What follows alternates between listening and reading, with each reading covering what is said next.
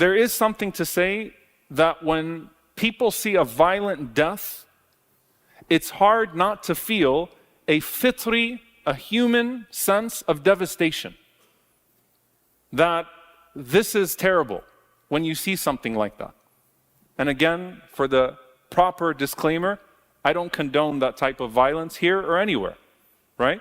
But for people to say or feel a sense that this is terrible, no matter how terrible the person was, it feels terrible because from a fitri perspective, we're human beings, we've been created that way that when we see blood spill, we're supposed to feel a natural sense of repulsion.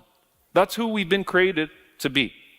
But I want to offer the following two things.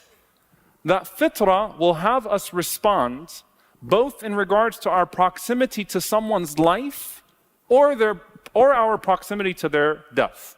What do I mean by that? Remember when Kobe Bryant died? There were other people in the helicopter too. No one remembers their names.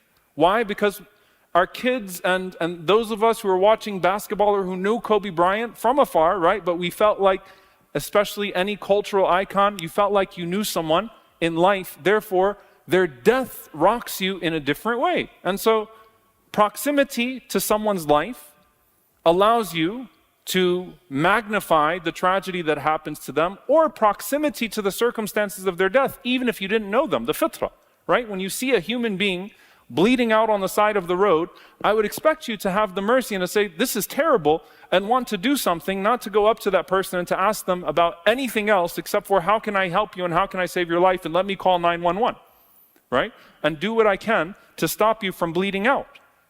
The thing about Palestinians is they've been robbed of both in the American imagination. They've been robbed of proximity to life and dehumanized in their existence and in their living, and their stories made distant, just as all of America's victims of political violence. And they're dehumanized in death. And so it should be said that those who have the nerve to talk about political violence today, after 2 years of being deniers of the worst manifestation of political violence, which is genocide, should be called out and condemned for their hypocrisy. They're the ones that should be on the defense. Where have you been?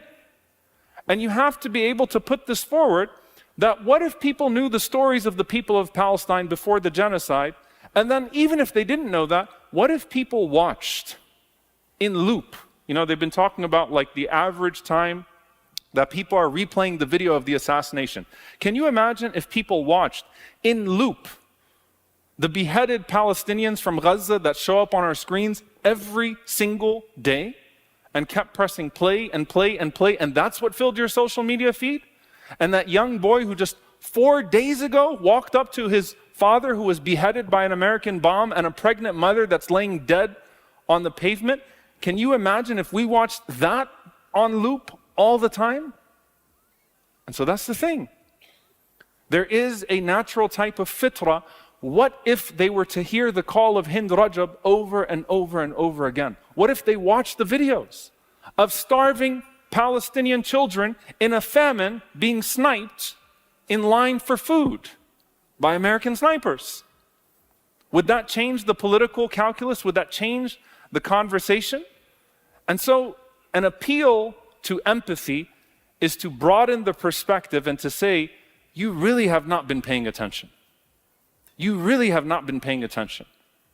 And it is not for those who are selective with their condemnation to shame and to look back at others and to say that you lack mercy or that something else was there. On top of that, imagine if the headline read this way: Charlie Kirk dies by a stray bullet.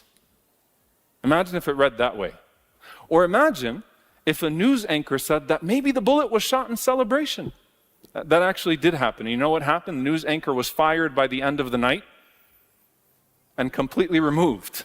Imagine if there was assassination denial constantly, all the time.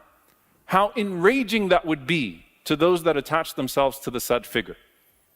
Then come back to what we have been living. People that not only justify a genocide, but then deny it and enable it with their seemingly innocent words of dehumanization. And then come back to you and tell you that you're crazy for being enraged by this. You're crazy for your grief over this. That you're the one that has the problem. And in fact, denying it doesn't cost you your job. It actually promotes you to a podcaster with more views or to a president. It doesn't cost you anything. You get fired for actually protesting the genocide in this country. And so we take that step back.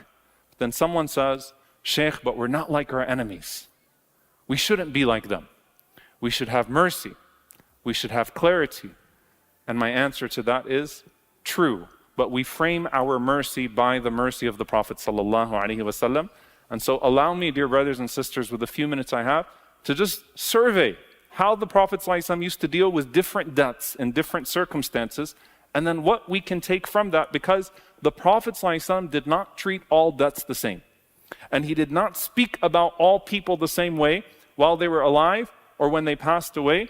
He did not treat all deaths the same amongst Muslims or amongst non-Muslims. He had wisdom, sallallahu alaihi wasallam, that was practiced, none of it out of a depletion or out of a lack of mercy, but rather understanding the bigger picture, sallallahu alaihi wasallam. And yes, the default is respect for the event of the dead and rahmah, on mercy on the living relatives of the deceased. That's the default. That's what we take from the Prophet ﷺ sitting down amongst his companions, and the funeral of an unknown Jewish man passes by, and the Prophet ﷺ stands up and says, Alaysat nafsan, isn't it a human being? Either out of the azama, the greatness of death and the event of death, or the respect for the basic sanctity of a human soul. That's actually the default that we take.